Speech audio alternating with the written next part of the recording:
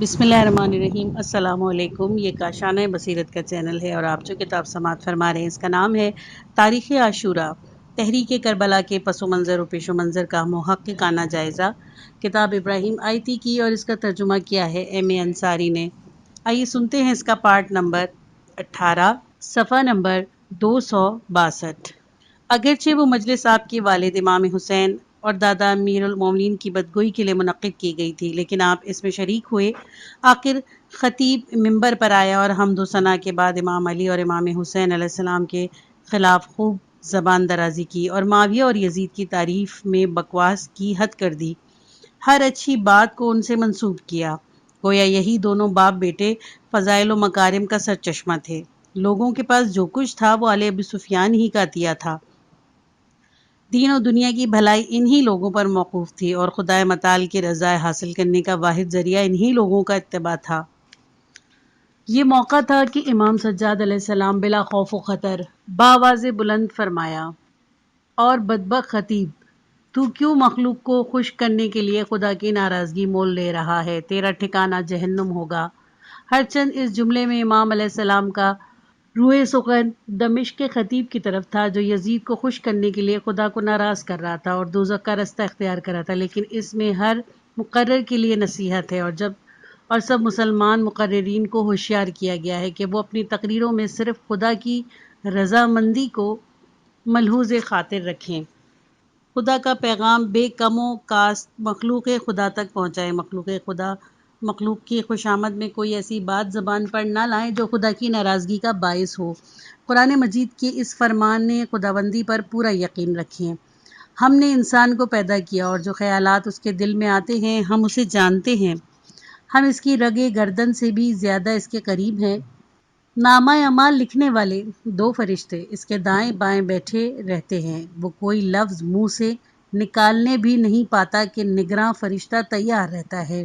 سورہ قاف آیت نمبر 12۔ یہ خدا کا فرمان ہے۔ امام سجاد علیہ السلام بھی خدا ہی کی جانب سے اس طرف توجہ دلا رہے تھے کہ انسان کا ہر اچھا برا عمل لکھا جاتا ہے۔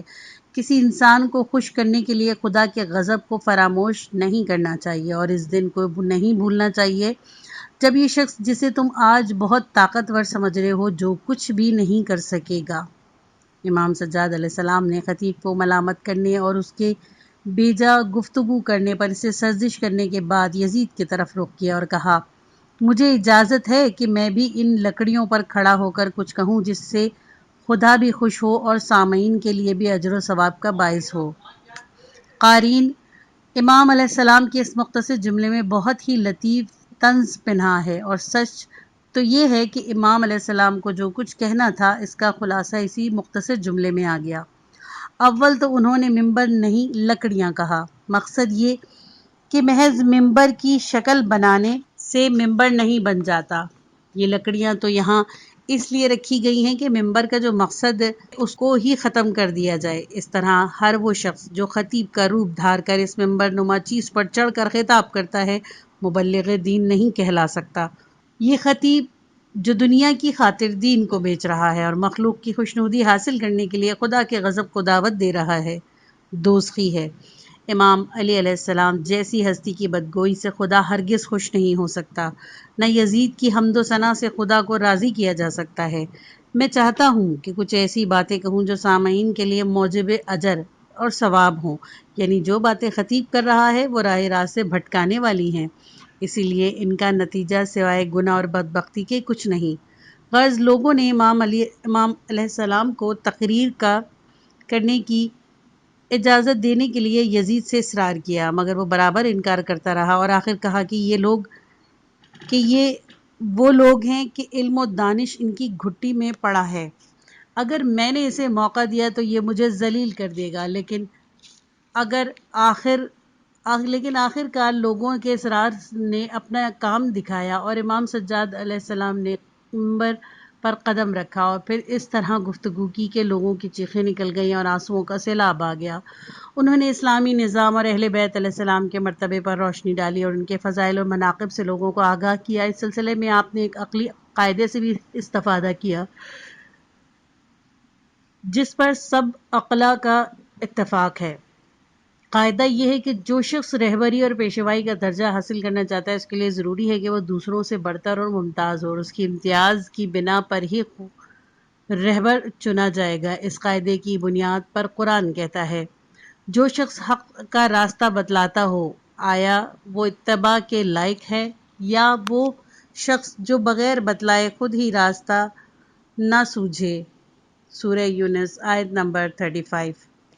اس آیت میں کوئی دلیل بیان نہیں کی گئی، مقصود صرف لوگوں کے اس عقلی قاعدے کی طرف توجہ دلانا ہے کہ قوم کا رہبر وہ ہونا چاہیے جو دوسروں کے مقابلے میں راہ راست سے زیادہ واقف ہو، اور جو خود رہبری کا محتاج ہو وہ دوسروں کی رہنمائی کیا کرے گا۔ مشرکین مکہ کی ہر چند کے رسول اکرم صلی اللہ علیہ وآلہ وسلم کو اسلام کے پیغمبر نہیں مانتے تھے، مگر وہ اس عقلی قاعدے کے منکر نہیں تھے۔ وہ کہتے تھے کہ اگر خدا کی طرف سے کوئی پیغمبر آنا ہی ہے تو اس کام کے لیے قوم کی کسی بڑے کا انتخاب ہونا چاہیے۔ البتہ بڑائی سے کیا مراد ہے، اس معاملے میں وہ غلط فہمی کا شکار تھے۔ وہ سمجھتے تھے کہ بڑا وہ ہے جس کے پاس مال و دولت ہو، بہت سے بیٹے ہوں، بھائی بند ہو یا طاقت ہو، جس سے وہ اپنی بڑائی اور برتری کا سکہ دوسروں پہ بٹھا سکے۔ وہ کہتے تھے کہ اگر خدا ہم اہل حجاز کے لیے کوئی پیغمبر بھیجنا ہی چاہتا ہے تو پھر مکہ کے سربراہ وہ شخص یعنی ولید بن مغیرہ مخزومی یا طائف کے سردار عروہ بن مسعودہ ثقفی کو کیوں نہیں بنا بھیجا۔ انہوں نے کہا کہ یہ قرآن ان دو بستیوں کے بڑے آدمی پر کیوں نہیں اترا۔ سورہ زخرف آیت نمبر 31۔ مشرکین مکہ یہ تو صحیح کہتے تھے کہ آسمانی کتاب حجاز کے کسی بڑے آدمی پر نازل ہونی چاہیے تھی، یہاں تک تو سچ تھا، لیکن غلطی یہ تھی کہ وہ ولید یا عروہ کو بڑا آدمی سمجھتے تھے۔ ان کے نزدیک بڑائی اور برتری کا دار و مدار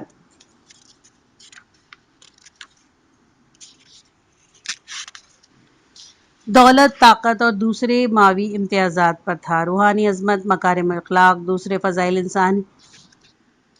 انسانی کی ان کے نزدیک کوئی وقت ہی نہیں تھی۔ وہ یہ نہیں سمجھ سکتے تھے کہ حجاز کی کیا ساری دنیا کا سب سے بڑا آدمی محمد صلی اللہ علیہ وآلہ وسلم ہے، ولید بن مغیرہ نہیں۔ امام سجاد علیہ السلام نے اپنے خطبے میں ان اسباب پر روشنی ڈالی جن کی بنا پر ایک شخص کو دوسرے شخص پر اور ایک قوم کو دوسری قوم پر برتری اور فضیلت حاصل ہوتی ہے۔ انہوں نے بتایا کہ آل محمد صلی اللہ علیہ وآلہ وسلم دوسروں سے برتر ہیں اور کوئی ان سے یہ برتری نہیں چھین سکتا، نہ کوئی ان کی برابری کر سکتا ہے، کیونکہ یہ برتری انہیں خداوند نے دی ہے۔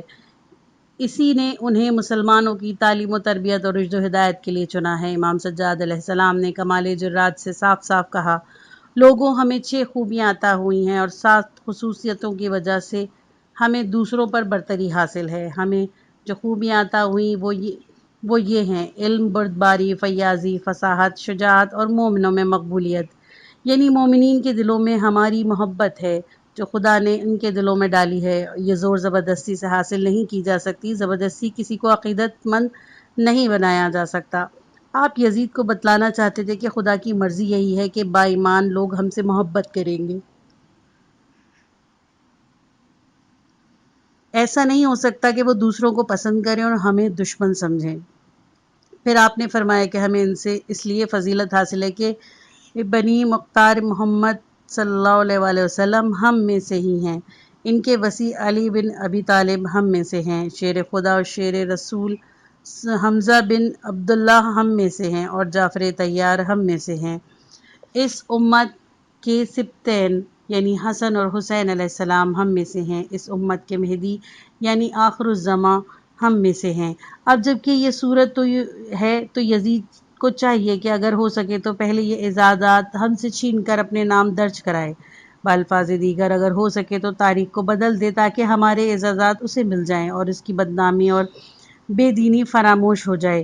اگر ایسا ممکن ہوا تو یزید ہم سے الجھے، ورنہ جب تک یہ اعزازات ہمیں حاصل ہیں اور ناموران بنی ہاشم جیسے ابو طالب، ان کے بھائی حمزہ اور ان کے بیٹے علی، جعفر اور فرزندان امیر المومنین حسن اور حسین علیہ السلام کو اسلام کے سچے خدمتگاروں کی حیثیت حاصل ہے، کوئی ہمیں کیسے بدنام کر سکتا ہے؟ سب سے بڑھ کر خود رسول اللہ صلی اللہ علیہ وآلہ وسلم ہاشمی ہیں، ہمارا حق کسی اور کو کیسے مل سکتا ہے؟ لوگوں کے دل جو ہمارے ساتھ ہیں وہ کیسے پھیرے جا سکتے ہیں؟ آخر تنگ آ کر یزید نے مؤذن کو اذان دینے کا حکم دے دیا۔ امام علیہ السلام بھی احتراماً خاموش ہو گئے، مگر انہیں ایک اور موقع ملا اور اس سے بھی انہوں نے خوب فائدہ اٹھایا۔ جب مؤذن نے کہا اشہد ان محمد رسول اللہ، امام علیہ السلام نے امامہ سر سے اتار کر کہا، اے مؤذن، تجھے انہی پیغمبر کی قسم جن کا تو نام لے رہا ہے، ذرا خاموش رہ۔ پھر یزید کی طرف دیکھ کر کہا، یہ رسول کریم صلی اللہ علیہ وآلہ وسلم تیرے جد ہیں یا میرے؟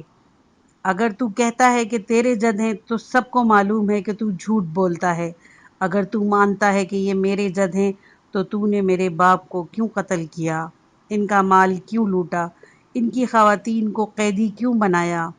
پھر ہاتھ بڑھا کر امام علیہ السلام اپنا گریبان چاک کر لیا اور سلسلہ گفتگو جاری رکھا، یہاں تک کہ افراتفری اور شور و بغا میں مجلس ختم ہو گئی اور لوگ منتشر ہو گئے۔ مسجد شام میں دیے گئے خطبے کی تفصیل۔ آپ نے وہ خطبہ دیکھا جو امام سجاد علیہ السلام نے دارالحکومت میں دیا تھا۔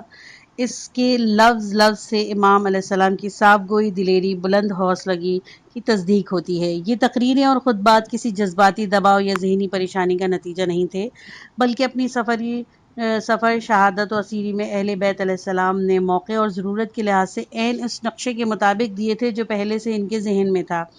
جس طرح امام حسین علیہ السلام بخوبی جانتے تھے کہ وہ کیا کر رہے ہیں، کہاں جا رہے ہیں اور جو کچھ کر رہے ہیں اس کا کیا نتیجہ ہوگا، اسی طرح دیگر اہل بیت علیہ السلام کو بھی مکمل بصیرت حاصل تھی۔ جہاں بولنے کی ضرورت محسوس کرتے تھے بولتے تھے، اپنے تمام رنج و غم، افسردگی اور پریشانی کو بھلا کر اس طرح حقائق کو بے نقاب کرتے تھے کہ پھر بدل کی گنجائش نہیں رہتی۔ ہاں، یہ بات یقینی ہے کہ اس وقت کے بیشتر لوگ ان تقریروں کی اہمیت اور ان کے مقاصد کی گہرائی سے واقف نہیں تھے۔ بہت سے لوگ امام سجاد علیہ السلام کے متعلق بھی یہی خیال کرتے تھے کہ غم کی شدت سے جذباتی ہو رہے ہیں، تقریریں اور واویلا کر رہے ہیں، وقت گزرنے کے ساتھ سکون ہو جائے گا اور سب بھول جائیں گے۔ لیکن تاریخ نے نہ صرف امام علیہ السلام کا خطبہ محفوظ رکھا، بلکہ یزید کی گفتگو اور اس کے اشعار بھی پہلو بپہلو محفوظ کر لیے۔ امام سجاد علیہ السلام نے دمشق میں بڑے فخر سے کہا تھا، میں فرزند مکہ و منا ہوں، میں فرزند زمزم و صفا ہوں، میں اس کا فرزند ہوں جس نے اپنی ردا میں حجر اسود کو اٹھایا۔ تاریخ کے دوسرے صفحے پر یہ بھی تحریر ہے کہ یزید نے کہا کہ بنی ہاشم نے لوگوں کو اس بہانے سے بے وقوف بنا کر حکومت کرنی چاہی، ورنہ نہ کوئی خبر آئی نہ وحی اتری۔ اگر یزید کو خدا اور رسول صلی اللہ علیہ وآلہ وسلم کی شرم نہیں تھی تو کیا وہ تاریخ کی طاقت سے بھی نہیں ڈرتا تھا؟ کیا اسے یہ خوف نہیں تھا کہ وہ جو کچھ کر رہا ہے تاریخ میں لکھ لیا جائے گا؟ لوگ آتے جاتے رہتے ہیں، قومیں بدلتی رہتی ہیں، لیکن قوموں کے عروج و زوال اور حکومتوں کے بدلنے کی تاریخ پر کوئی اثر نہیں پڑتا۔ تاریخ اپنی جگہ باقی رہتی ہے، افراد اور قوموں کے اچھے برے اعمال کی نگرانی کرتی ہے اور ایک کا قصور دوسرے کے سر نہیں مونڈتی۔ قرآن مجید میں ارشاد ہے، یہ ایک جماعت تھی جو گزر چکی، ان کا کیا ہوا ان کے کام آئے گا اور تمہارا کیا ہوا تمہارے کام آئے گا، اور تم سے ان کے کیے ہوئے کی پوچھ گچھ بھی نہیں ہوگی۔ سورہ بقرہ آیت نمبر 141۔ دختر امیر المومنین علیہ السلام حضرت زینب علیہ السلام نے اپنی اس تقریر میں، جس کا ایک حصہ ہم گزشتہ اوراق میں نقل کر چکے ہیں، پہلے تو یزید کو عذاب آخرت سے ڈرایا، پھر دنیا اور تاریخ کے حساب کی طرف توجہ دلائی۔ وہ یہ کہنا چاہتی تھی کہ اگر تو خدا سے نہیں ڈرتا اور یوم حساب پر تیرا ایمان نہیں، یا گناہوں کے نتیجے میں تیرا ایمان جاتا رہا، تو تاریخ کے حساب سے تو ڈر۔ حضرت زینب کبریٰ علیہ السلام کے پیش نظر یہی مطلب تھا کہ جب انہوں نے کہا کہ یزید تو اپنی چالاکیاں کیے جا، تجھ سے جو کچھ ہو سکتا ہے وہ کوشش کر کے دیکھ، خدا کی قسم تو نے ہمارے ساتھ جو سلوک کیا اس کی رسوائی کا داغ کبھی نہیں دھل سکتا، اور یہ بدنامی نیک نامی میں کبھی نہیں بدل سکتی۔ دختر زہرا نے یزید کو تاریخ کی طاقت کی طرف توجہ دلائی، اسے بدنامی اور رسوائی سے ہوشیار رہنے کے لیے کہا، لیکن یزید تو عقل سے ہاتھ دھو بیٹھا تھا۔ اس نے حضرت زینب علیہ السلام کی گفتگو سے کوئی فائدہ نہیں اٹھایا، نہ وہ یہ اندازہ لگا سکا کہ آگے چل کر تاریخ اسے کیا کہے گی۔ اس موقع پر یزید اس حدیث کا مصداق تھا جو سیوطی نے جامع الصغیر میں رسول خدا صلی اللہ علیہ وآلہ وسلم سے روایت کی کہ جب اللہ مقدر کا فیصلہ نافذ کرنا چاہتا ہے تو عقل مندوں کی عقل سلب کر دیتا ہے، اور جب قضاء و قدر کا فیصلہ نافذ ہو چکتا ہے تو ان کی عقل لوٹا دیتا ہے۔ اس وقت وہ پچھتاتے ہیں۔ اگر یزید کی عقل نہ ماری گئی ہوتی تو وہ سمجھتا کہ فرزند رسول صلی اللہ علیہ وآلہ وسلم اور ان کے عزیزوں کو قتل کر کے وہ مسلمان پر حکومت نہیں کر سکتا۔ اگر وہ یہ بات بھی نہیں سمجھتا تھا تو اتنا تو اسے شعور ہونا چاہیے تھا کہ کھلم کھلا اسلام پر حملہ نہ کرتا، فرزندان رسول صلی اللہ علیہ وآلہ وسلم سے انتقام لینے کی بات نہ کرتا، وہی آسمانی اور حضرت محمد صلی اللہ علیہ وسلم کی پیغمبری سے انکار نہ کرتا۔ غرض ثانی زہرا علیہ السلام نے اپنے آخری خطبے کے آخر میں خدا کا شکر ادا کرتے ہوئے کہا، اس خدا کا شکر ہے جس نے جوانان جنت کے سرداروں کا انجام مغفرت اور رحمت سے قرار دیا، جس نے جنت کو ان کی آرام گاہ بنایا۔ دعا ہے کہ اللہ تعالیٰ ان کے درجات بلند کرے گا اور ان کو زیادہ سے زیادہ اپنے فضل اور رحمتوں سے نوازے گا، وہ ہر چیز پر قادر ہے۔ یہی خطبے تھے جنہوں نے یزید کو مجبور کر دیا کہ وہ ظاہر داری کے طور پر ہی صحیح ابن زیاد سے بیزاری کا اظہار کرے۔ لکھا ہے کہ اہل بیت علیہ السلام کو مدینے روانہ کرنے کے وقت یزید نے امام سجاد علیہ السلام کو بلایا اور ان سے کہا کہ ابن مرجانہ پر خدا کی مار، اگر آپ کے والد سے میری ملاقات ہو جاتی تو وہ جو کچھ تجویز پیش کرتے میں اسے قبول کر لیتا اور حتی الامکان انہیں قتل نہ ہونے دیتا، مگر مقدر میں یہی تھا کہ ایسا ہی ہو۔ میری خواہش ہے کہ جب بھی کوئی ضرورت ہو آپ مدینے سے مجھے لکھیں۔ یزید نے یہ بات کچھ نیکی کی نیت سے نہیں کہی تھی، وہ ابن زیاد کا ممنون تھا کہ اس نے امام علیہ السلام اور ان کے ساتھیوں کو قتل کر دیا، اور اس نے خود ابن زیاد کے خط کے جواب میں اسیران اہل بیت کے متعلق لکھا تھا کہ انہیں شام بھیج دو۔ یزید کی ابن زیاد پر لعنت صرف سیاسی مصلحت اور عوامی دباؤ کا نتیجہ تھی۔ امام علیہ السلام نے شام کے بازار میں ایک شامی کے جواب میں جو تقریر کی تھی جو آیات کی تلاوت کی تھی، انہوں نے اپنا کام دکھا دیا تھا، یہاں تک کہ دمشق اور خود خلیفہ اپنے گھر میں مجلس عزا منعقد ہوئی تھی۔ شامی خواتین بھی فاجعہ کربلا کی نوعیت سے باخبر ہو چکی تھیں اور شاید محرم 61 ہجری کے اختتام سے قبل ہی اکثر بلاد اسلامی میں شہادت سید الشہداء علیہ السلام کی اطلاع پہنچ چکی تھی اور لوگوں کو صحیح واقعات کا علم ہو گیا تھا۔ دربار خلافت کی گرج چمک ٹھنڈی پڑ چکی تھی تو لوگوں کو ہوش آیا۔ وہ امام علیہ السلام کی مدد نہ کرنے پر خود کو اپنے آپ کو ملامت کرتے تھے اور اپنی ناقابل تلافی کوتاہی پر پچھتا رہے تھے۔ شدہ لوگوں کی پھر وہی رائے ہو گئی جس کی بنا پر اہل کوفہ نے شہادت امام علیہ السلام سے پہلے امام علیہ السلام کو اپنے ہاں آنے کی دعوت دی تھی۔ فتنے کے بادل چھٹے تو لوگوں کو اپنی غلطی کا احساس ہوا اور تلافی مفاد کے درپے ہوئے۔ اگرچہ امام حسین علیہ السلام کا ہاتھ سے جاتے رہنا نقصان عظیم تھا جس کی آہذاری، پشیمانی اور ندامت سے تلافی ناممکن تھی۔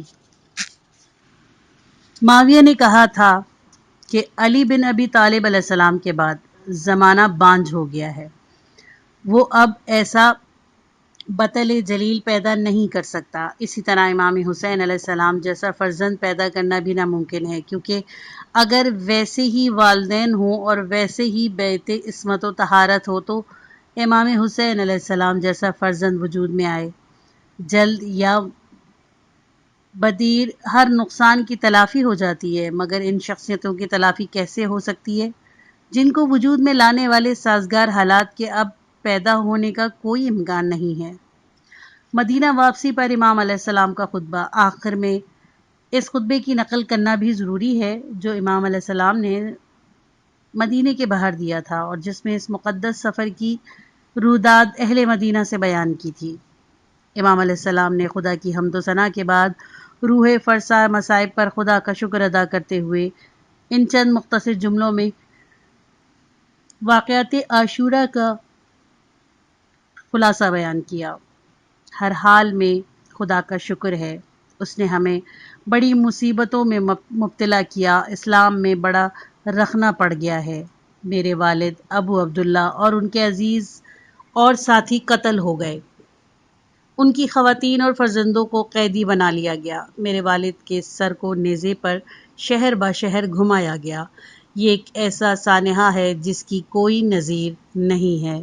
امام علیہ السلام کے الفاظ سے بخوبی ظاہر ہے کہ وہ پیش آنے والے واقعات پر اظہار رنج و الم کرنا چاہتے تھے، نہ لوگوں کو متاثر کرنا مقصود تھا۔ ان کے مد نظر مختصر جملوں میں دشمنان اہل بیت کو شرمندہ کرنا اور ان کے مظالم کو بے نقاب کرنا تھا۔ پھر چند جملوں کے بعد آپ نے فرمایا، لوگوں، ہمارے ساتھ کافروں اور مرتدوں کا سا سلوک کیا گیا، حالانکہ ہم نے کوئی گناہ نہ کیا تھا، نہ کسی جرم کے مرتکب ہوئے تھے اور نہ ہم نے اسلام سے بے وفائی کی تھی۔ بخدا اگر رسول خدا صلی اللہ علیہ وآلہ وسلم نے ہمارے خلاف جنگ کا حکم دیا ہوتا تو یہ لوگ اس سے زیادہ اور کچھ نہ کرتے۔ امام علیہ السلام کا خطبہ ختم ہوا تو اہل بیت علیہ السلام عصمت و طہارت اپنے گھروں کو آ گئے۔ انہوں نے راہ حق میں ثابت قدمی اور جاں بازی کا اعزاز ہمیشہ کے لیے حاصل کر لیا۔ ان کے دشمنوں کا نام ظالموں اور جابروں کی فہرست میں درج ہو چکا تھا۔ ان کا اعزاز اور دشمن کی بدنامی تاریخ کا حصہ بن چکی تھی۔ نہ کوئی تاریخ کو مسخ کر سکتا ہے، نہ بنی ہاشم کی نیک نامی کو مٹا سکتا ہے، اور نہ غیروں کی رسوائی اور بدنامی کا داغ دھویا جا سکتا ہے۔ اہل بیت علیہ السلام کی گفتگو اور تقریریں جو انہوں نے مدینے سے مکہ اور مکہ سے عراق اور عراق سے شام اور شام سے مدینہ تک کی، تاریخ کے اوراق پر ثبت ہے۔ اب یہ ممکن نہیں کہ تاریخ کا چہرہ مسخ کر دیا جائے، شہیدان راہ خدا اور باطل پرستوں کے گرد گڈ مٹ کر دیے جائیں، نیک نامی کا جامہ جاں بازوں کے بجائے ستمگروں کو پہنا دیا جائے، فضائل سے عاری لوگوں کو تاریخ میں جواں مرد جاں باز کے روپ میں پیش کیا جائے۔ تاریخ ناشکری نہیں ہے، وہ مردان مخلص و بے ریا کی خدمت کو نظر انداز نہیں کرتی۔ وہ نہ حقائق کو چھپاتی ہے، نہ کسی بزرگی و پاک دامنی پر ہاتھ ڈالتی ہے۔ جب تک تاریخ کی شہادت موجود ہے، سید الشہداء امام حسین علیہ السلام کی طہارت و عصمت اور ان کے ایمان و تقوی اور ان کی دینداری و خدا پرستی میں شک کی گنجائش ہی نہیں، اور نہ ان کے دشمنوں کی ستم گری پر خود پرستی پر شبہ کیا جا سکتا ہے، یا وہ گووں اور لغو نویسیوں کے قلم اور زبان کتنے ہی افسانے تراشیں، تاریخ کا قطعی اور محکم فیصلہ نہیں بدلا جا سکتا۔ جہاں شک ہو وہ اسی محکم فیصلے کی روشنی میں دور کیا جا سکتا ہے۔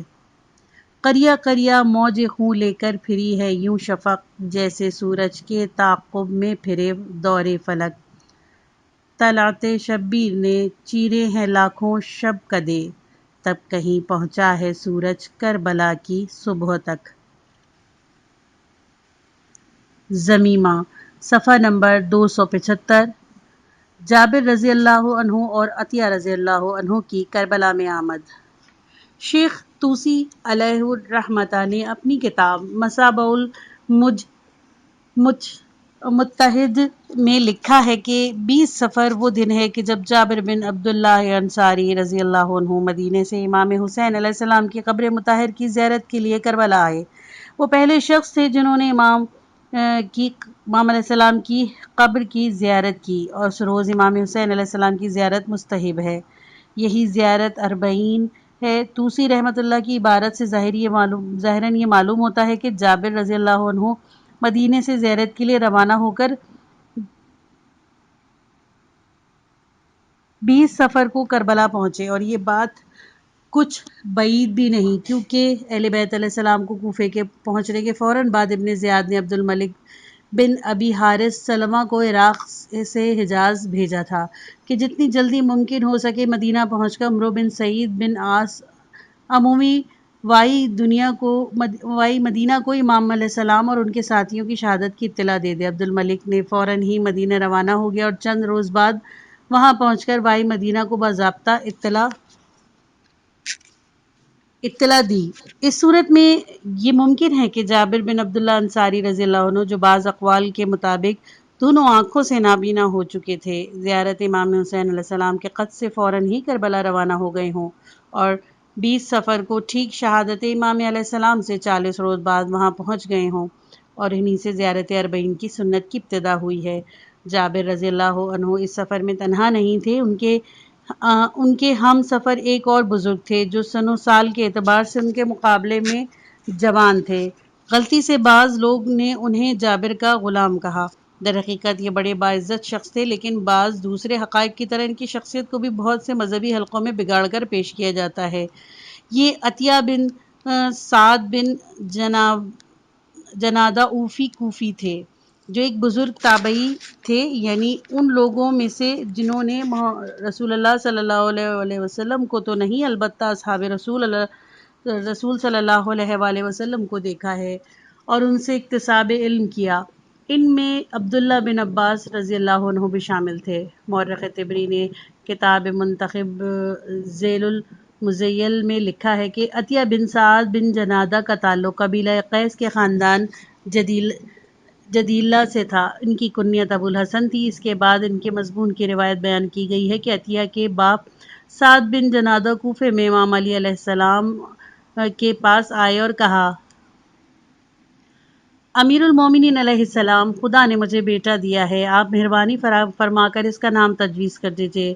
امام علی علیہ السلام نے کہا: ھذا عطیۃ اللہ، یہ اللہ کی دین ہے۔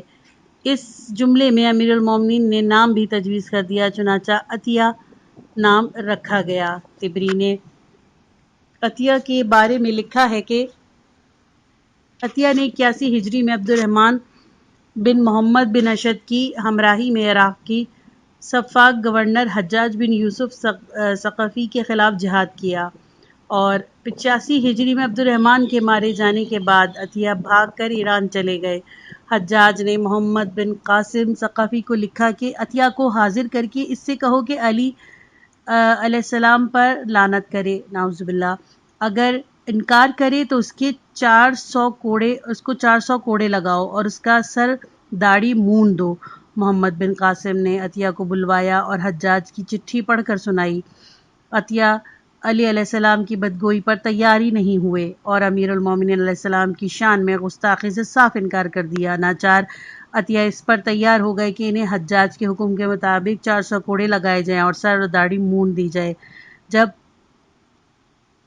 قتیبہ بن مسلم خراسان کا حاکم ہوا تو عطیہ وہاں چلے گئے اور وہیں رہتے رہے۔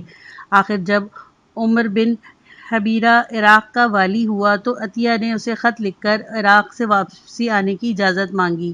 عمر نے اجازت دے دی۔ عطیہ کوفہ چلے گئے اور وہیں رہتے رہے، یہاں تک کہ 111 ہجری میں فوت ہو گئے۔ اس کے بعد طبری نے لکھا ہے کہ عطیہ کثیر الروایات اور ثقہ تھے۔ طبقات ابن سعد جلد 6 میں بھی یہ قصہ اسی طرح مرکوز ہے۔ اتنا اضافہ ہے کہ عطیہ کی ماں ایک رومی کنیز تھی۔ عطیہ احادیث کے راوی اور مجاہد اسلام ہونے کے علاوہ ایک بڑے مفسر بھی تھے۔ انہوں نے قرآن مجید کی تفسیر 5 جلدوں میں لکھی۔ بلاغات النساء کی روایت کے مطابق فدق کے بارے میں صدیقہ طاہرہ علیہ السلام کا خطبہ عبداللہ محض یعنی عبداللہ بن حسن علیہ السلام سے روایت کرتے ہیں۔ عبداللہ محض کے والد حسن مثنیٰ امام حسن علیہ السلام کے بیٹے تھے اور ان کی والدہ فاطمہ امام حسین علیہ السلام کی صاحبزادی تھیں۔ عطیہ کچھ عرصے ابن عباس رضی اللہ عنہ سے پڑھتے رہے۔ وہ ان کے درس تفسیر میں شریک ہوتے اور خود کہتے کہ میں نے ابن عباس رضی اللہ عنہ سے 3 مرتبہ تفسیر پڑھی ہے اور قراءت قرآن کے 70 دور کیے۔ اس کے معنی یہ ہیں کہ ابن عباس رضی اللہ عنہ کے دور درس تھے، ایک میں وہ قرآن مجید کی تفسیر بیان کرتے ہیں اور دوسرے میں محض قرآن شریف پڑھاتے تھے۔ عطیہ نے پہلے درس کے 3 اور دوسرے کے 70 دور مکمل کیے۔ یہ پارٹ ختم ہوا۔ کتاب کا اگلا حصہ نیکسٹ پارٹ میں سنیے۔